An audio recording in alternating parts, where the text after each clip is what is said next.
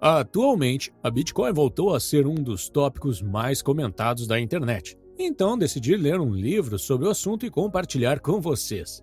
Enquanto eu pesquisava, vi que um dos livros mais comentados era A Internet do Dinheiro, escrito por Andreas Antonopoulos. Então, eu decidi começar por ele. A verdade é que depois de ler esse livro, eu simplesmente me apaixonei pelas oportunidades que essa tecnologia vai trazer, especialmente no campo das finanças. Além disso, devo admitir que Andreas é um dos autores com mais conhecimento que já li. Não apenas em relação ao Bitcoin, mas também em economia e finanças. Antes de tudo, pode ser que alguns de vocês já tenham investido em Bitcoin ou ouvido dizer que ela pode ter um preço extremamente alto em um dia e extremamente baixo no dia seguinte. O autor diz que você deve ignorar o preço, ignorar o Bitcoin enquanto moeda e entender a tecnologia Bitcoin. Se destruirmos uma moeda, criaremos outra. O autor também acha que é uma péssima ideia ver o Bitcoin como um investimento, devido à sua natureza altamente especulativa e volátil. No momento, o melhor investimento que você pode fazer é educar-se sobre essa tecnologia, porque ela vai mudar o mundo e quem entender sobre o assunto irá se beneficiar. Agora, o que é Bitcoin? Muitas pessoas pensam que o Bitcoin é uma moeda digital, mas ela é muito mais do que isso. Dizer que Bitcoin é uma moeda digital é como dizer que e-mail e internet são a mesma coisa. Moeda é apenas a sua primeira função. Quando as pessoas chamam a Bitcoin de moeda digital, elas estão deixando passar a ideia mais importante. O euro é uma moeda digital, o dólar é uma moeda digital. Quando você paga seu almoço com cartão de crédito, você está usando moeda digital. Se já estamos usando moeda digital, então para que serve o Bitcoin e o que a torna tão especial? A diferença fundamental é que no sistema financeiro atual as transações são controladas por organizações centralizadas, enquanto no mundo da Bitcoin elas não são. A Bitcoin possui uma rede descentralizada. Não é propriedade de ninguém e não é controlada por ninguém. Na Bitcoin, as transações são peer-to-peer, ou seja, de pessoa para pessoa, enquanto no sistema atual é pessoa, para mais uma empresa e só então para a pessoa, novamente. A digitalização começou como um sonho do governo, para que um dia eles pudessem controlar todas as transações financeiras de cada ser humano no planeta. E olha ao seu redor, eles estão conseguindo. O dinheiro está saindo de circulação. Os países escandinavos estão operando quase sem dinheiro de papel. As crianças nascidas hoje não saberão o que é papel moeda. Agora, por um momento, imagine que não há dinheiro de papel. Você vai a um restaurante, mas o seu banco não libera o pagamento porque você fez uma declaração contra o sistema político ou porque você frequentou o evento político errado e o banco congelou sua conta. É um controle total. E já aconteceu em países como Grécia, Argentina e Brasil. A digitalização é inevitável, e se for assim, não faz sentido usar um sistema digital que seja livre de controle. Com a Bitcoin, você não precisa de um banco porque você se torna o banco. Ninguém controla seu dinheiro, exceto você. Sem altas taxas, e você pode transferir dinheiro em minutos para qualquer lugar do mundo. O único problema é que ainda estamos no estágio inicial e a infraestrutura ainda não está pronta para o uso em massa. Se você quiser entender em que estágio estamos com a Bitcoin, imagine-se como uma pessoa que está tentando entender a internet na década de 90. Oh, that's That little right. mark with the A and then the ring around it. At? See, that's what I said. Katie said she thought it was about. Yeah. Oh. But I'd never heard Or it. around I'd never or heard it about. said. I'd always That's seen the right. mark, but never heard Yeah. it said. And then it sounded stupid when I said it. Violence at NBC.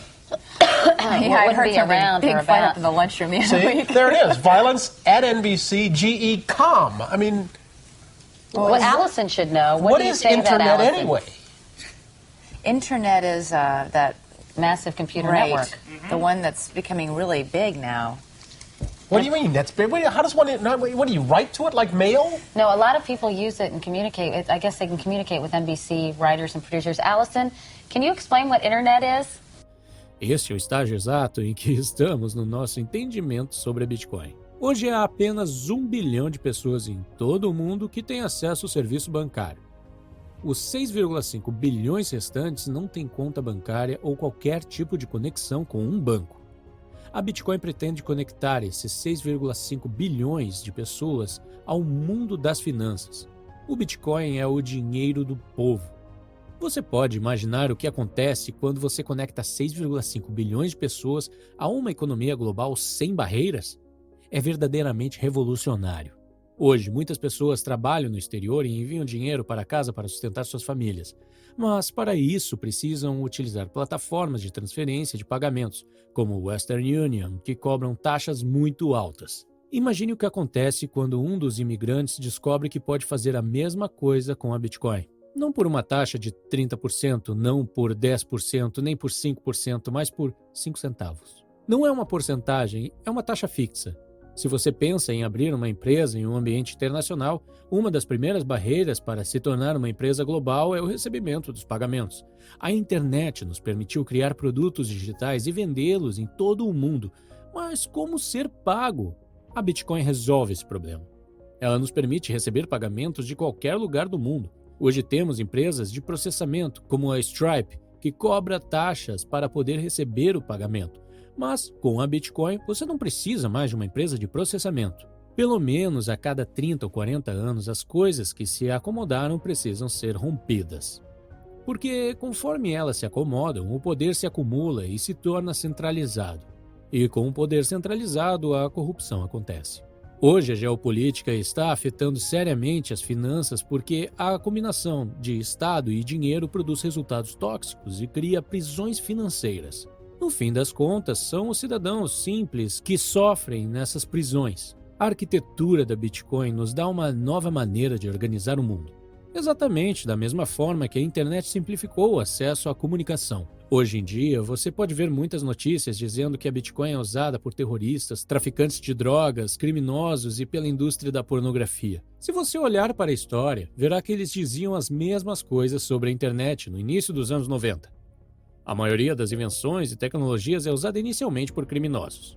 E a razão é que os criminosos estão operando em um ambiente muito arriscado e estão dispostos a tentar todas as tecnologias possíveis para sobreviver. Para eles, o risco de experimentar novas tecnologias não é nada em comparação com suas atividades criminosas. E as indústrias que não gostam de novas invenções usam esse fato para assustar as pessoas para evitar que as usem. Você acha que todos ficaram felizes quando a eletricidade foi inventada?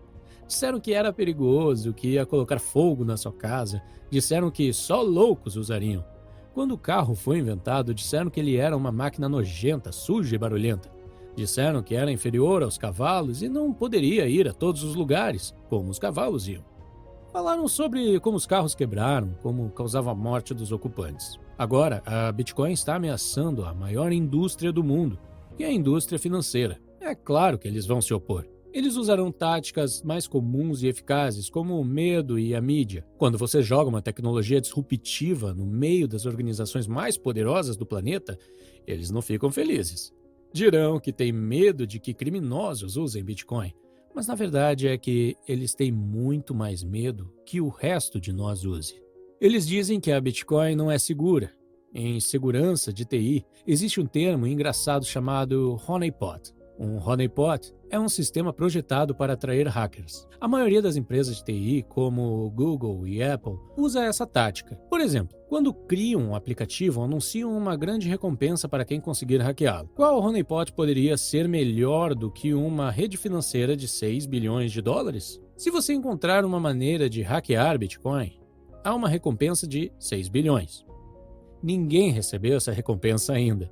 E não é porque não estão tentando. Eles tentam o tempo todo, mas o Bitcoin é resiliente. Nos próximos 15 a 20 anos, veremos uma grande mudança da infraestrutura acontecer nas finanças.